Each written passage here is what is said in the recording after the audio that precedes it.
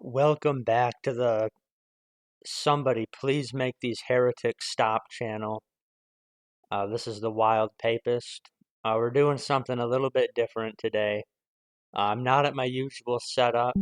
I'm at a different house, watching this dog while the owner is on vacation. Look at this dog. Hi, dog.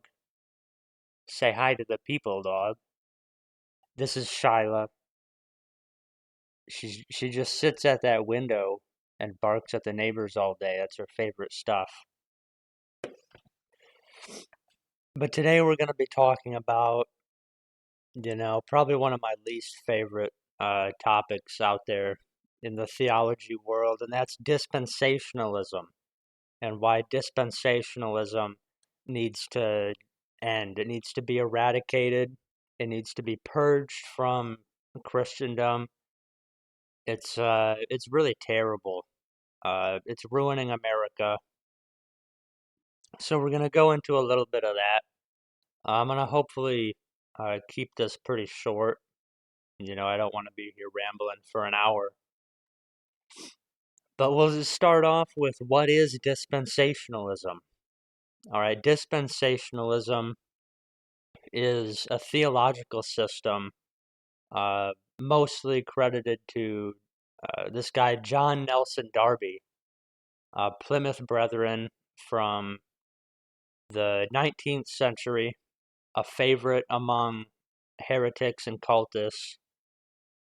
And basically, it's this idea that the Bible is split into dispensations. There's these different eras or um, like mini covenants, basically.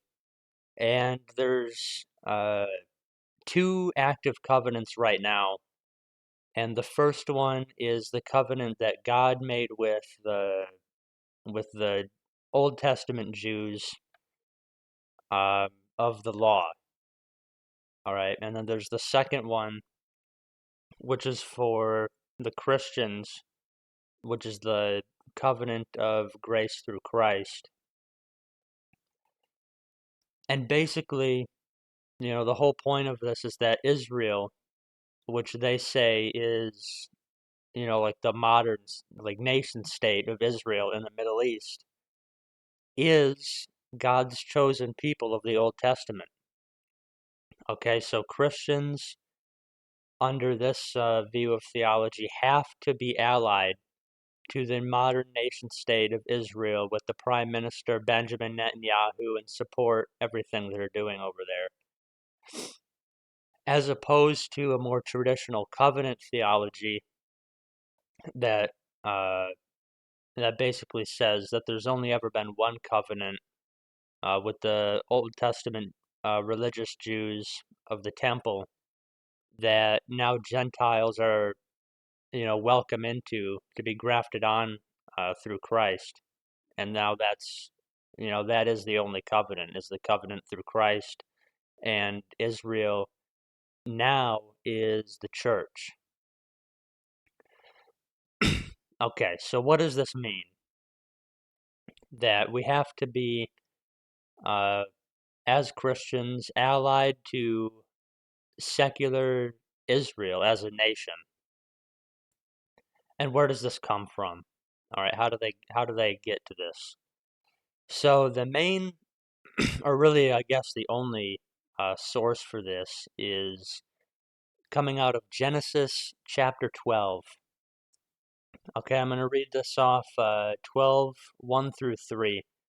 It says, "Now the Lord said to Abram, Go from your country and your kindred and your father's house to the land that I will show you. I will make of you a great nation, and I will bless you and make your name great so that you will be a blessing. I will bless those who bless you, and the one who curses you I will curse, and in you all the families of the earth shall be blessed." The word of the Lord. This is NRSV updated. So, I'm sure, if you've been around, uh, any kind of theological discussion, you probably have heard, um, those who bless Israel will be blessed, and those who curse Israel will be cursed. Okay, that's the main thing that these dispensationalists, these Zionists use to try and get Christians on board with supporting the secular nation of Israel, which you won't find in any translation of the Bible. It really doesn't exist. Um, we can clearly see in this passage it's Abram. It's talking about Abram. It's God speaking directly to Abram. We'll take another look at this here. It says, "Now the Lord said to Abram, go from your country and your kindred." And then down here in verse 3, it says, still God speaking to just Abram, "I will bless those who bless you, and the one who curses you I will curse." Israel did not exist at this point in any sense. This is before Abram even left his home to go towards the promised land. Before the temple, before the law. This is clearly before the Old Testament religion was given by God. So there's really, at this point, there's not even an Israel to be blessed or cursed. You really cannot interpret this any other way than God speaking directly to Abram and his family.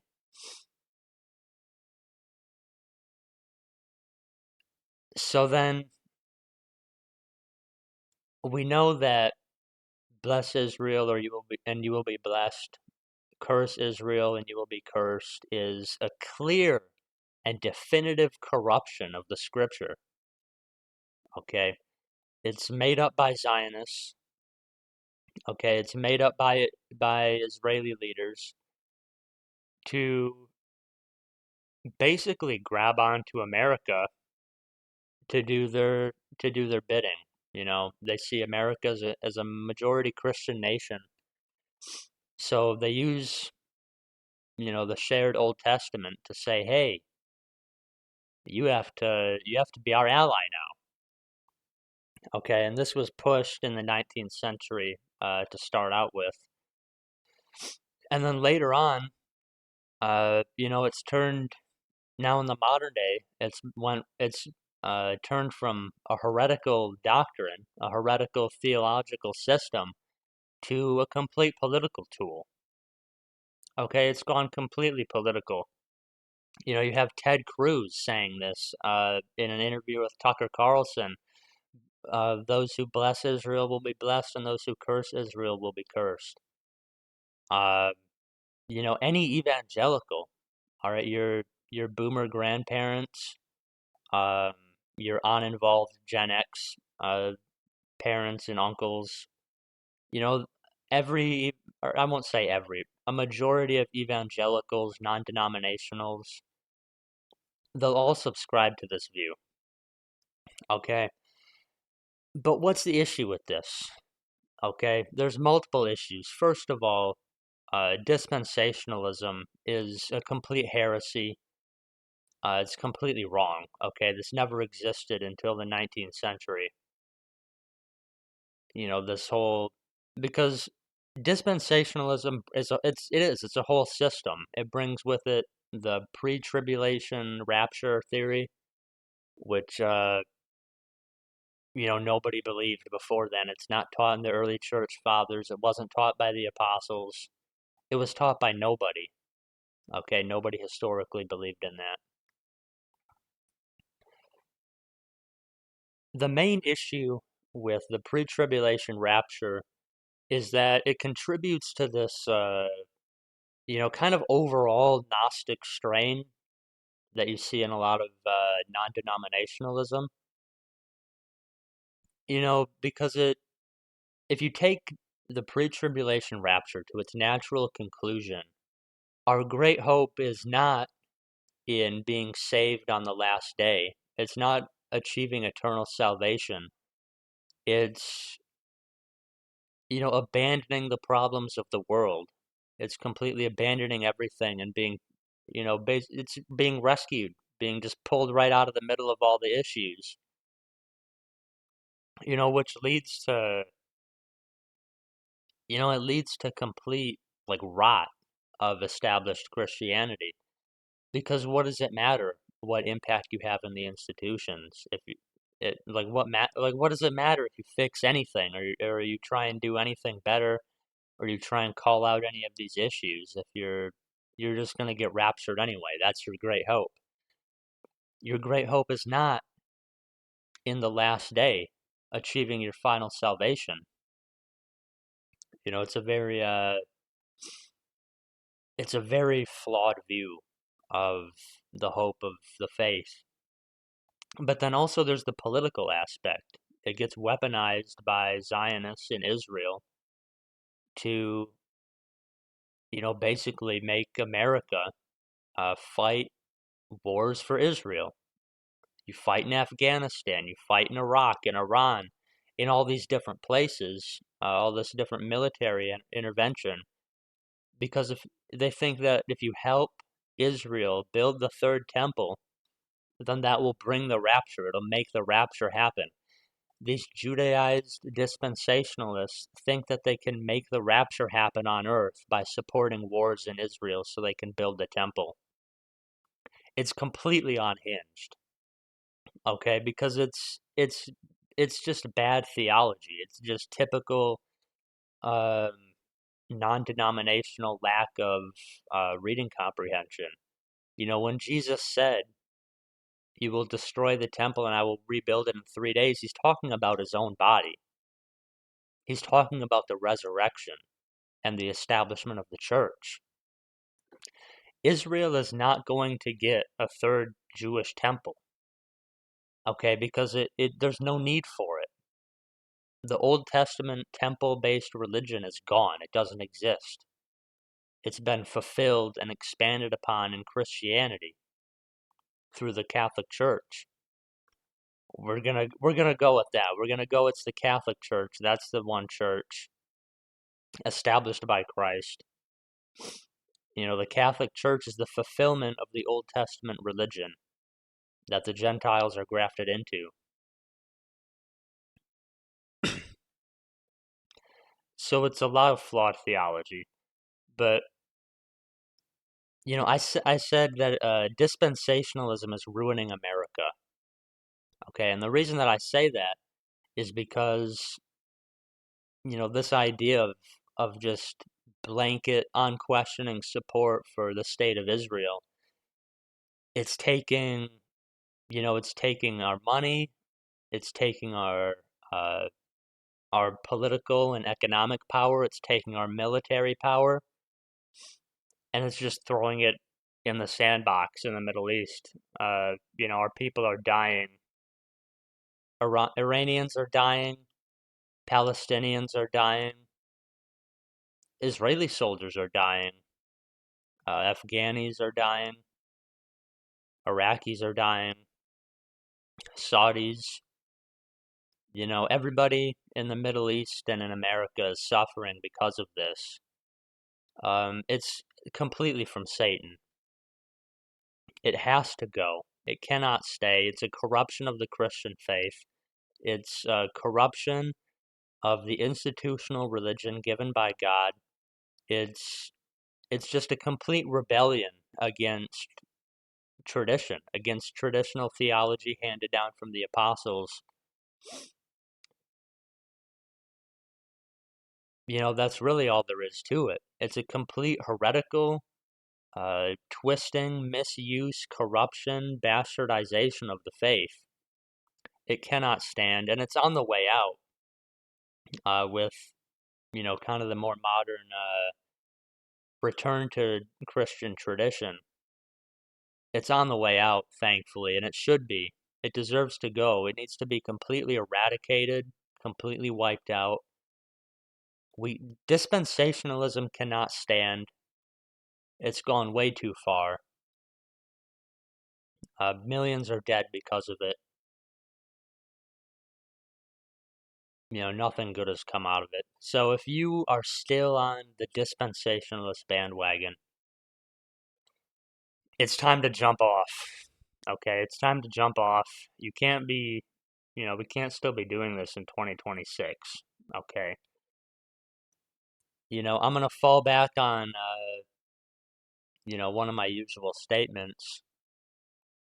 If your religious movement was founded in the 19th century, abandon it. Don't even join that. Okay, you're on there with the Mormons, the JWs, just tons of heretical, schismatic groups, tons of cults. Nothing good came out of the 19th century as far as, new stuff goes. Return to tradition, return to what the apostles taught. That's really all I have. That was a little bit rambly, but that's what it is. You know, join an apostolic church, join the Catholic Church, the one church. Submit to Rome. It's the only church. It's really like, who else is calling for peace right now? Who else? It seems like Rome is the only one that sees through this right now. The only one who ever has seen through this. I guess there's, mainline Protestants.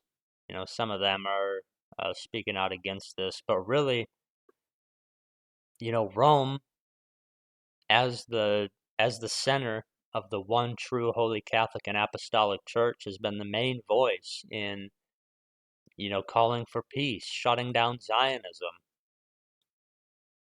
That's what we need right now. We need to return to true Christianity. We need to leave this Zionist garbage, this dispensationalist slop in the past. We can't let this stand for Christianity and for America, for the world. It has to end. Submit to Rome. Hail Mary, Christ is King.